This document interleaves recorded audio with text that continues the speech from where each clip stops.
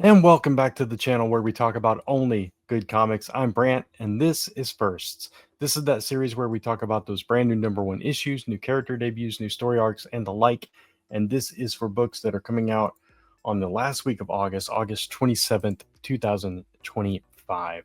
And we've got a lot of books to talk about this week, a lot of recaps as well. So we're just going to dive right into it. The first book I'm going to talk about from last week is this book from Mad Cape called Eat Your Young, issue #1. And this this was an interesting concept. It was basically this family of immortals. Um, it's the father is the immortal, and because of him, all his children, all his heirs, become immortal for 100 years. And every 100 years, the children can challenge their father and they have to kill him and drink the blood of his heart. It's really gruesome in that way, but one of them then becomes the new immortal, and he dies, and then that person becomes, and all the rest of the children become mortal and live out their lives, and then that person, the one that's now immortal, gets to produce heirs and all that stuff. So this particular father has won this contest 24 times. So for over 2,000 years, he has been at this, but he's decided in this series to kind of call it quits.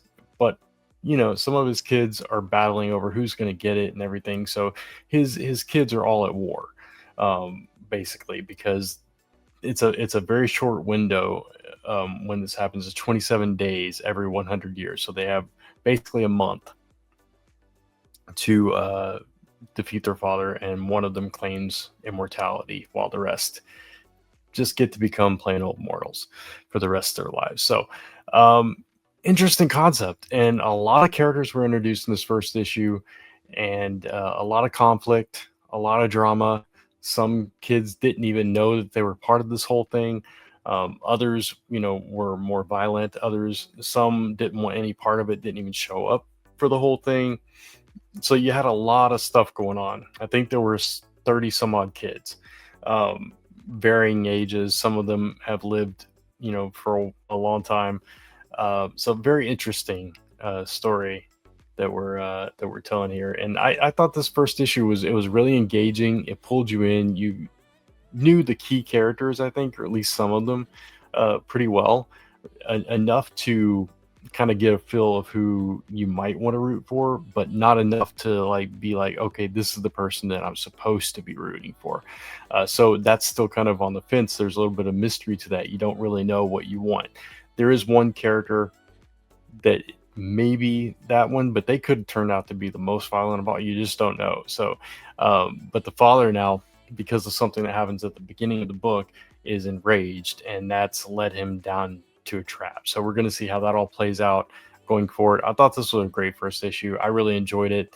The art style was nice as well. So I'm curious to see what happens. You got all kinds of characters from all walks of life. Even though they're all related, they're not really. Like, they probably have different mothers and they're from different eras and all this kind of stuff. So and they don't get along. They don't like each other typically. So very interesting stuff going on there. And yeah, I'm excited to see how this one plays out. So this was definitely a fun read, and really cool concept. So looking forward to more of that one. All right, next one I'm going to talk about is all new Spider-Girl, or Spider-Gwen, sorry, Ghost Spider issue 1. Now she's done with the whole Loki thing. She's done with, going to different dimensions. She's done with the whole TVA thing. Now she has created her own reality for herself, and she's set that up in the 616, and she's pulled her father into this reality now. Not any of the other supporting cast, at least not that we know of yet. So she's back living with her dad. She doesn't have the symbiote costume, but she has these other powers. She's still dating the tarantula kid, and that's a little rocky. But so that's kind of where some of the conflict comes in this one. But we're also seeing how her dad he's a cop in this reality too, and he doesn't like her going out and fighting crime and all this stuff. and she's going to do what she. So it's got some familiar elements from her universe. Was it 65? There's definitely similar elements to their dynamic and the way that they interacted and the way that she would just go out and do whatever she was going to do in that reality. So I think we'll start to see more of that fed into this new version of her. Much like when Miles came over from the Ultimate Universe, you saw certain elements, certain things were the same, certain things were different. So it's kind of a similar treatment here. I think it's done a little bit better in this instance so far. And yeah, I thought this was a fun issue. Stephanie Phillips, I think she gets the voice of Spider-Gwen at this point. And I thought this was a solid first issue, and I'm excited to see where this particular journey goes next, and what other surprises we might have. We already have her band here. Things didn't quite go to plan. I don't want to spoil it. Some bad things happened, but we do see her getting back out into the scene and trying to live a normal life as well. So really excited to see where that one goes from here. All right, next up we have Justice League Red issue 1. This one I was a little bit on the fence about. If you remember me talking about it last week, this is written by Saladin Ahmed with art by Clayton Henry. And I just wasn't sure how I was going to feel about this one. I didn't really love his Miles run. And it just felt like these were characters that they weren't doing anything else with. So let's throw them in a book and, put them out there. But the way that this first issue was structured, it gives me a little bit more hope that maybe there's more to this story. Maybe there's a plan in place here that is, an interesting, read, an interesting story, and interesting plot. Basically, Red Tornado supposedly has gone through all these simulations, all these algorithms and everything, and he's seen that no matter what happens, if he doesn't pull together this, makeshift team, very small team, that the world is going to be destroyed. There's going to be catastrophe. If he tells the entire Justice League, everything goes wrong. So he's kind of pinpointed certain characters and pulled them out. And so in this issue, we only get 2 of those. We get Simon Baz, the Green Lantern, and Power Girl. I guess I'm assuming the rest come in subsequent issues, obviously. So they are told this story that only this small team, chosen, not randomly, but with purpose, can accomplish this mission, and they have to act right now. They have to, thwart this thing, or everything's going to fall apart. And so during the mission, what they encounter, they find out that it's not exactly what they thought it was, and now they have questions, and they might think that Red Tornado's compromised. But at the end of the issue, we get a surprise appearance from a certain character that kind of leads us down another path, that maybe Red Tornado is onto something, and they just don't see how the pieces fit yet, the rest of the characters. So you don't know if Red Tornado's compromised, or if there's some greater thing. It's kind of a domino effect. If they hadn't done this thing that kind of hurt a lot of people, maybe it would have caused more problems down the line. Or is this something else entirely based on this other character that shows up? So it's interesting. There's a little bit of mystery to it, which I do like. It's a little confusing, and I don't know where it's going from here. And I think it's worth giving it another issue to see if we get a little bit more revealed of the plot. But at the same time, this is probably one of those books, if I have a huge, week, the week it comes out, it might be one that's like, maybe I'll catch up on it later or whatever. So it didn't totally grab me, but it did pique my interest a little bit. So I'm curious about it. If it's a light enough week, I will probably pick up that second issue and check it out, see where it goes from there. And lastly, for my recaps, is Black Cat issue 1. This is written by G. Willow Wilson with art by Gleb Melnikov. And this one, it springboards from stuff happening in Amazing Spider-Man. We saw that we saw in Amazing Spider-Man this last issue, Black Cat was kind of watching Spidey, worried about him, concerned about him. So we get that inner commentary of her that, you know, something's off there and she doesn't know what's going on there. So she's just trying to, you know, go about her life, her business, and that kind of thing. She's in the middle of a heist because, you know, she kind of teeters between good and bad, and you know, she gets interrupted, has to fight the lizard, comes to this realization that, hey, in order to get things right, because Spider-Man's kind of gone off the rails and he's doing weird stuff, he's not really there to stop all these bad guys, that maybe I need to stop the bad guys so that I can go back to my thievery, because they're getting in my way. It's a weird roundabout way to make her a hero, but it kind of worked. And it was interesting. You definitely get G. Willow Wilson's writing style here. Very familiar elements if you liked her Miss Marvel run. Familiar elements in the style of writing and characterization, and just little nuances here and there in her storytelling are very familiar here in Black Cat. We also get her supporting cast back. We get Boris and oh, I can't remember the other guy's name. It also starts with a B, but we get both of those back. Her kind of crime fighting, I mean, not crime fighting, her stealing, her burglary partners in crime.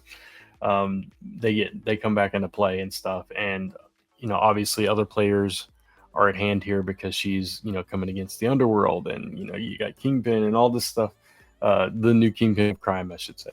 And, all this stuff going on. So I thought it was a pretty decent first issue. I don't know that I loved it as much as I like Jed McKay's run yet, but it is just the first issue. Definitely gave me enough to come back, and I love that it ties into other stuff that's going on in her life.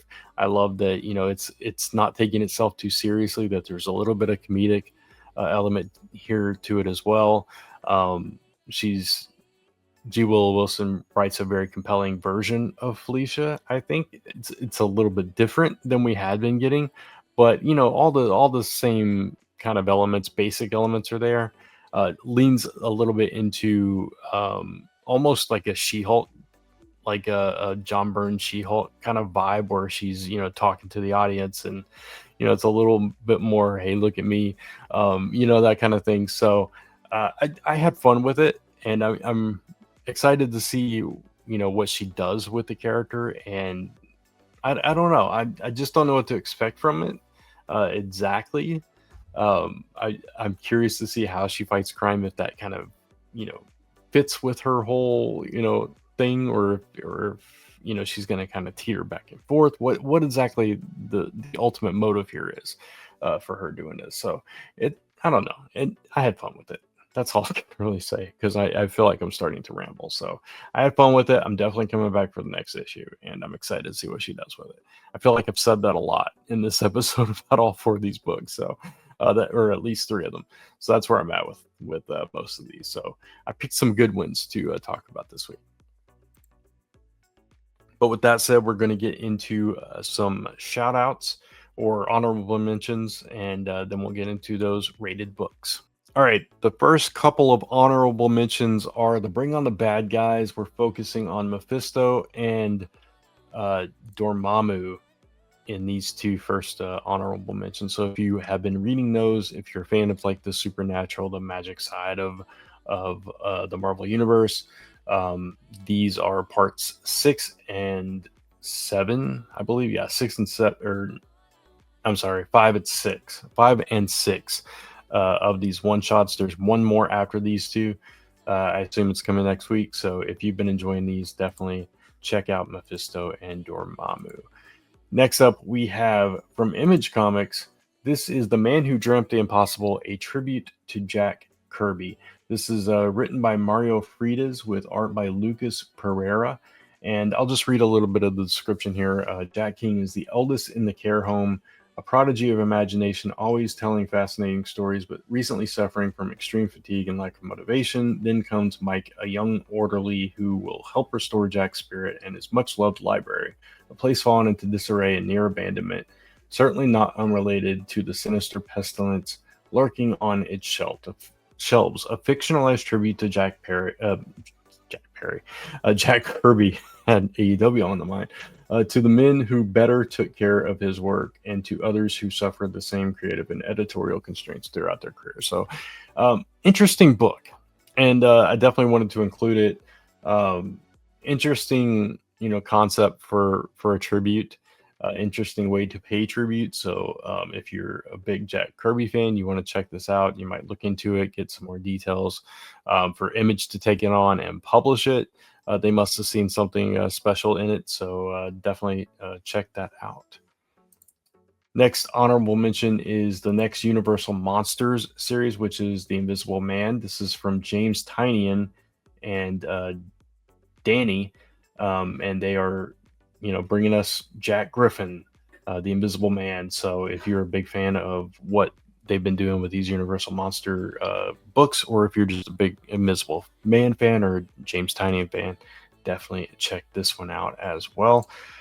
Next up, we have Sonya Reborn from Dynamite.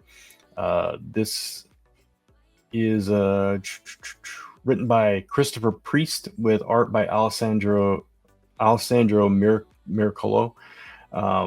So yeah, brand new Sonya series, and this sees a character from 2025 transported into Hyboria. So you're going to see somebody from the present into this world with Sonya and see those two interact before. We've seen that kind of thing in the past. It's been quite a while since that's happened, I think. But yeah, that's an interesting direction to take with Sonya. So if you're a big Red Sonya fan, check that one out. And finally, also from Dynamite, we have a brand new volume or brand new series for Stitch. It says the galaxy's most dangerous and adorable weapon returns. This is written by James III and Connor Radcliffe with art by Greta Zella. So if you're a big Stitch fan, Lilo and Stitch, you might want to check this one out as well. And with that, that's all our honorable mentions. We're going to get into those rated books. All right, here we go. First up, we have Entanglement, issue number 1 from AWA, Artists, Writers, and Artisans. This one caught my attention mainly because it takes place in Austin, Texas, but it takes place in 2075. So we're going 50 years in the future, in a city not too far from me, about an hour and a half or so. And this sees a breakthrough in botany tech, and it's about energy production and two companies racing to unlock this tech and its full potential and everything. So you got corporate espionage, sibling rivalry, and merciless betrayal. It says there in the description.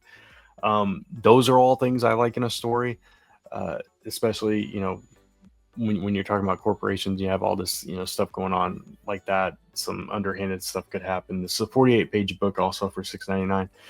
Could be interesting.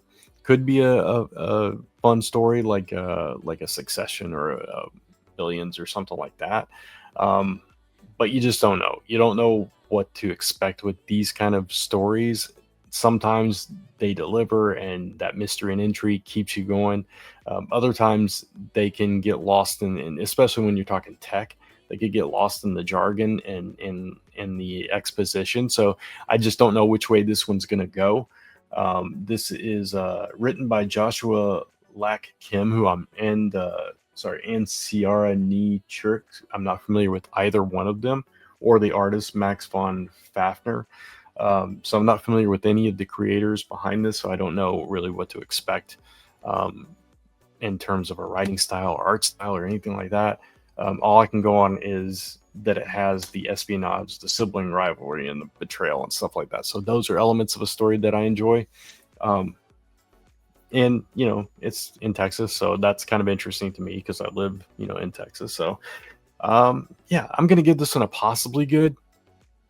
I'm a little on the fence with it, but yeah, I think I'm gonna try to check it out and see what I think. At least flip through it and take a look at it, see how the story's structured and all that stuff. So we'll see, but possibly good for now. Next up, we have Red Vector from Mad Cave, and this focuses on this desert park ranger who helps some immigrants, shelters them, some steers others away from getting attacked or whatever.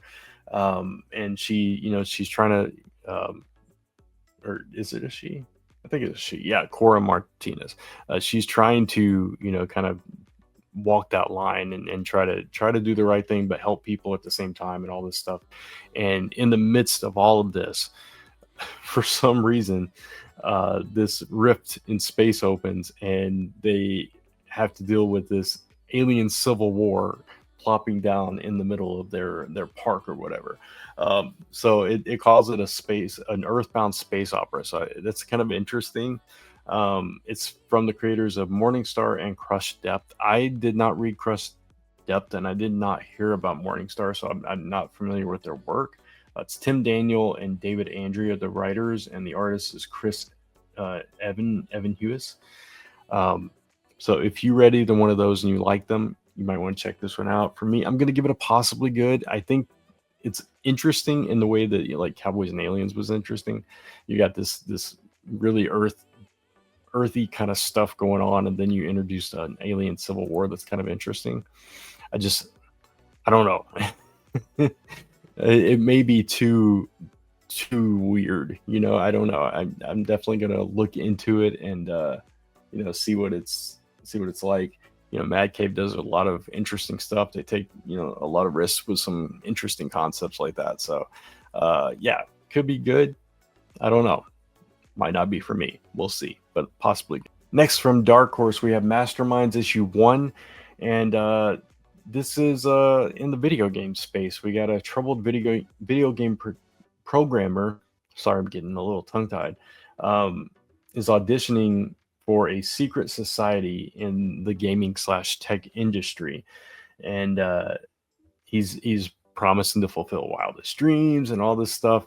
But his coworker is in a gauntlet of real life puzzles that turn deadly. So you're kind of seeing both sides of this. You're seeing like the tech bro gamer, people in like probably tech conferences and all that kind of stuff, and then you have this other side of it. So it's kind of like a sci-fi channel movie is what it kind of sounds like. It reminds me of, where you have like this deadly gauntlet of video game inspired traps and puzzles and things because of who knows what the reason behind it is. Maybe it's somebody's trying to steal their ideas. I don't know. It's interesting. I like the cover, and that's what really struck me. I really like the cover, but I don't know how to feel about it. And it's written by Zach Kaplan, who, I'll be honest, I did not enjoy the last couple of things I read from Zach Kaplan. But I'm willing to give it a shot. Stephen Thompson is the artist, and I do like video game content when it's well done. It's hard to do video game content well, though. So I'm just kind of on the fence about it. So I'm going to give it a possibly good. I do think there is a possibility of an interesting story here, and based again on that cover, which I don't know if that's the interior art or not, but based on the cover, it has at least intrigued me. Next up, we have Teenage Mutant Ninja Turtles Shredder issue 1. As Shredder is kind of lost in time. He's pulled out of time, and he's going into the underworld, and not the underworld as in like the criminal underworld. And he doesn't have the Foot Clan at his bidding now.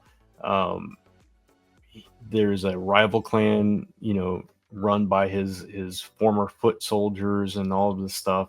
And so he's gone on a quest into the criminal underworld where some enemies of his from the past and brand new enemies he has to deal with and all this stuff, and try to traverse this and figure out what his place is now. It sounds pretty interesting, and I'm sure it ties into the current like TMNT stuff. And Dan Waters is writing this, which he's been doing really good work of lately. He did Homesick Pilots, Six Fingers. He's doing Batman Dark Patterns right now. So done a lot of cool stuff. And we have also on art, we have Michelle Bandini, who's done Batman Incorporated, Spider-Man City of War. So interesting creators on an interesting character. So yeah, I think this one has has some potential. So that's what it's getting from me, is potentially good. I always tend to record these shows, these episodes, when I've been up for like uh 14 hours at this point. And I'm starting to get tired, and that's why I'm getting a little tongue tied. So I apologize for that. But anyway, next up, we've got an Image Comics title called Stay Out of the Woods, issue 1. This is from Joe Pruitt, who did X-Men Black Eyed Kids and Voices in My Head.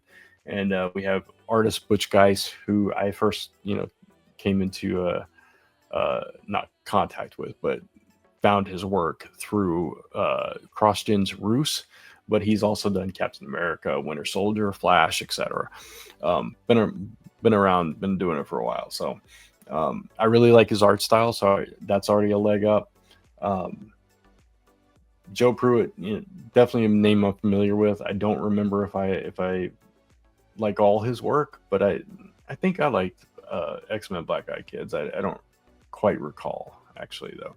But anyway, this one is about this small community.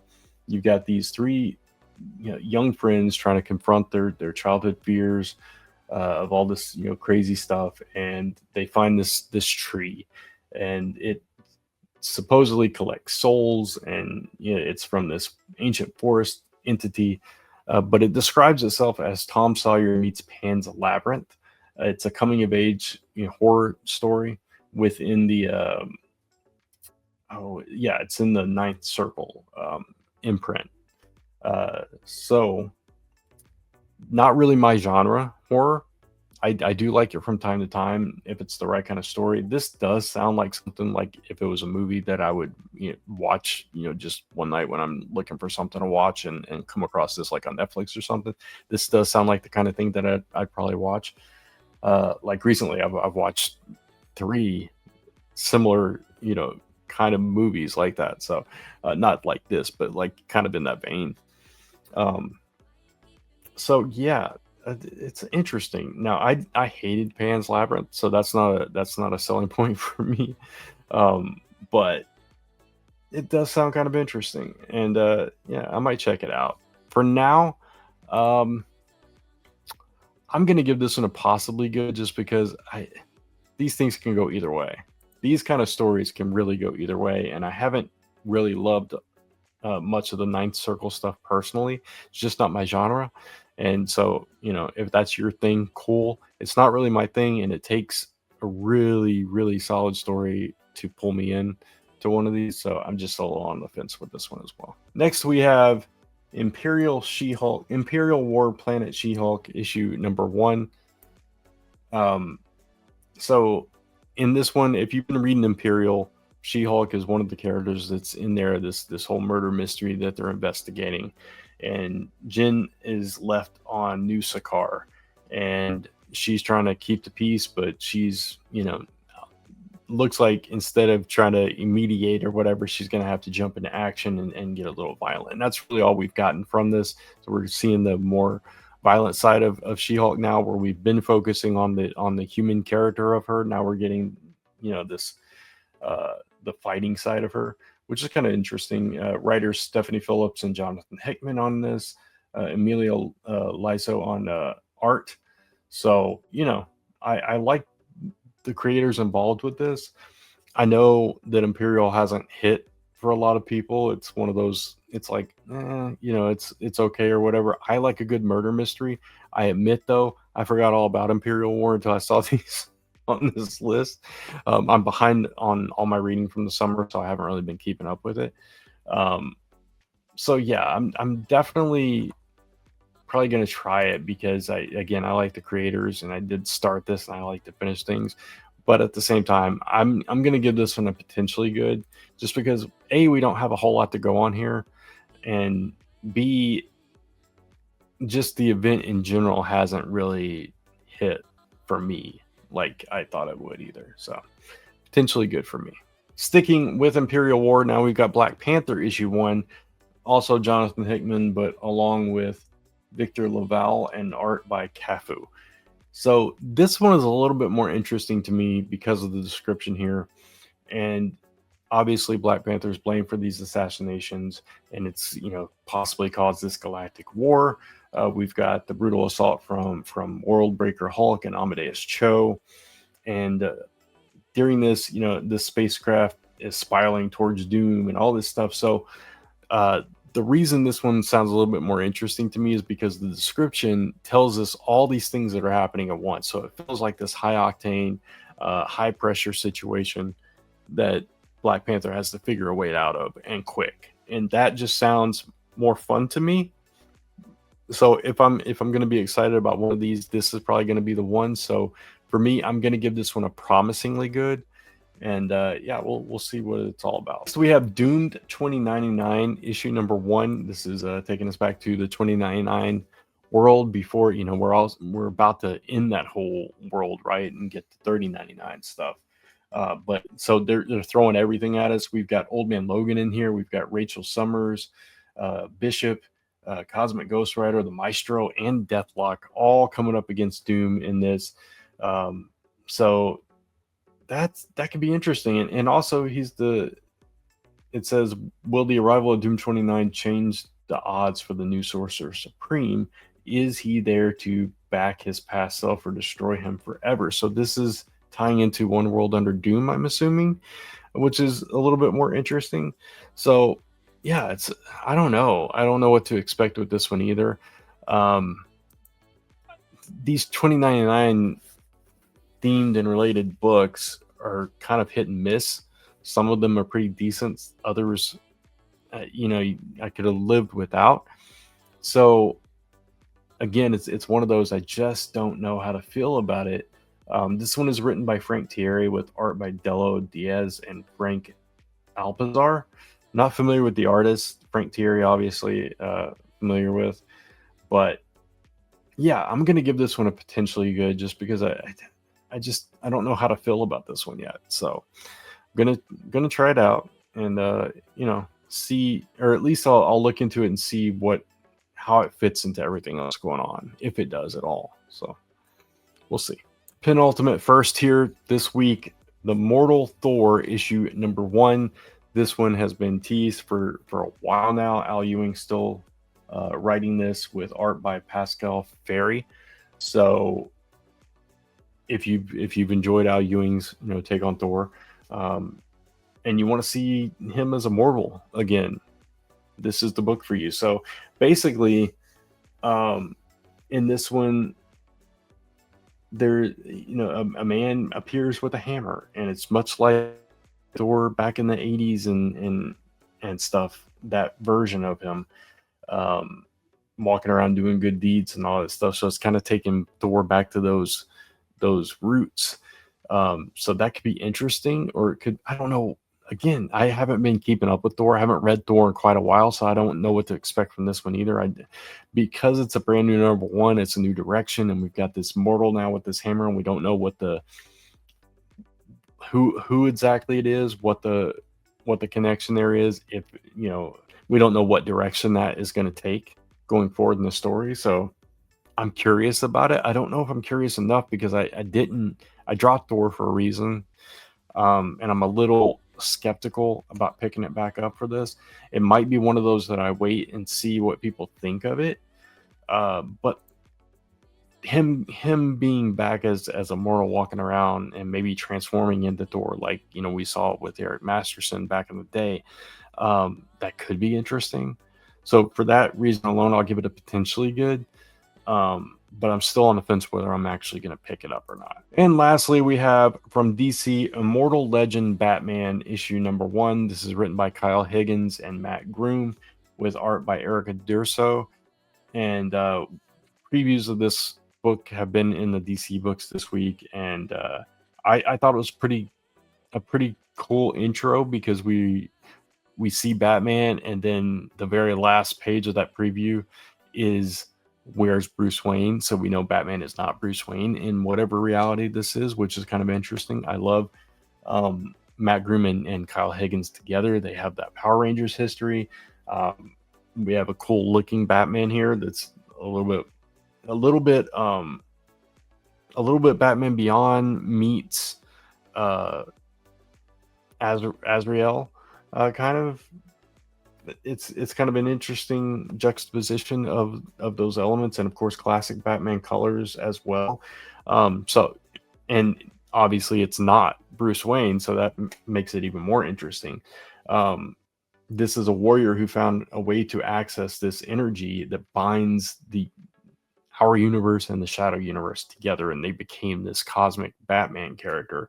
And they're hunting monsters, but for some reason they're looking for Bruce Wayne as well in this first issue. So again, you're starting off with a mystery. You're starting off with flipping everything on its head, and you've got a little bit of supernatural cosmic element to it. These are all things that I like with creators that I like. So I'm actually excited about this one, and I'm going to give this one a promisingly good. This is, of these firsts that I've talked about this week, this is probably the one I'm most interested in. And I won't say, I'll say low key excited, but not super excited about it. I'm just kind of curious about it. I want to try it. I want to read this. The art looks really good in it as well. So I definitely want to give this one a read, see what it's all about. And yeah, so promisingly good for me for Immortal Legend Batman. And that is it for the first issues. In just a second, of course, I will talk about those other books that I'm also looking forward to, anticipating. I did want to apologize real quick for low energy. Like I said, it's towards the end of my day as I'm recording this, and I don't know why I wait until the end of the day to do this when I'm starting to get low on energy and everything. So I apologize for being a little tongue tied, but I hope you did still enjoy the episode. Anyway, let's talk about those other books. We've got Speed Racer issue number 2. Did anybody check out issue 1? I actually liked it. I didn't love it. It didn't blow me away. It's very, similar to, past versions, but I kind of like the update in tech and presentation and everything. I don't know. I liked the character. I liked, his motivation. I liked that we just got everything out of there right at the beginning. You had drama, you had comedy, you had all the elements, you had the racing and everything. So I thought it was a pretty good first issue, enough to bring me back for issue 2. Void Rivals issue number 22. We have Springer versus Proximus.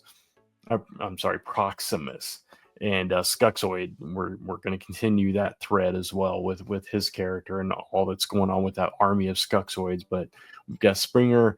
Last issue, it ended off with him saying, "Oh, not this guy again." So here we go, and yeah, I'm here for it. I'm here for the fight. Geiger issue number 17 is the fallout of everything that's been going on with Ashley Arden threatening to overwhelm him and all this stuff, and Geiger is isolating himself. So yeah, all that story with Ash Arden is coming to a head in this issue. With West Coast Avengers issue number 10, I think this is the last issue. We've got the Mark of Ultron, the Omega Ultron, all this stuff going on, final showdown, and the West Coast Ultron's life is hanging in the balance through all this. And so we're going to see how this all plays out, and what happens for the West Coast Avengers from here. Anybody's guess. Green Lantern issue number 26, the next part, I think it's part 3 of this whole Stormbreaker supremacy story. Is it part 3? Yeah, it's part 3. And that's just been really good so far. Both Green Lantern and Green Lantern Corps were really solid. In Green Lantern Corps, we saw everything was gray. Nobody has any emotions anymore. They're trying to, break through that. The AI characters are trying to break through that to get them in action using reason and logic to do it. And so we're going to continue that story over here as they try to knock out the Sorrow Lantern and bring back the emotional spectrum. The Avengers number 29. The reason this one is on the list, because I've not been excited about Avengers in a while, but so I haven't been reading it. And actually, I skipped Runaways. I'll circle back to Runaways after this. But this is the long-anticipated, long-awaited thread that was dropped for a while. We picked it back up from like 2 years ago. The missing moment. We're going to find out what this missing moment is. And what Reed Richards has to do with it all. And we're going to find the true nature of Mirrodin, who is Merlin in this version. So, yeah, I'm just curious to see what this missing moment is all about.